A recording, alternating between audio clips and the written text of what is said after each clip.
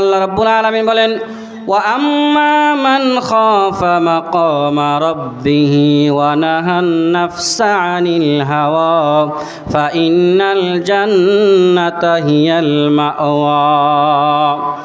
যে ব্যক্তি ভয় করো আম্মা মান খাফা মাকাম রাব্বিহি, যে ব্যক্তির মধ্যে ভয় আছে তার রবের সামনে তাকে একদিন দাঁড়াইতে হবে।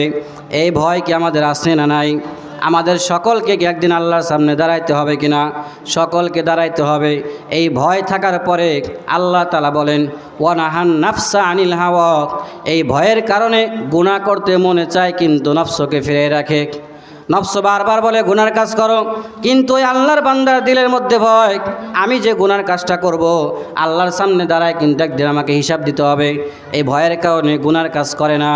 আল্লাহ রাব্বুল আলামিন বলেন যার অবস্থা এমন হবে ফা ইন্নাল জান্নাতা হিয়াল মাওয়া, তার ঠিকানা হলো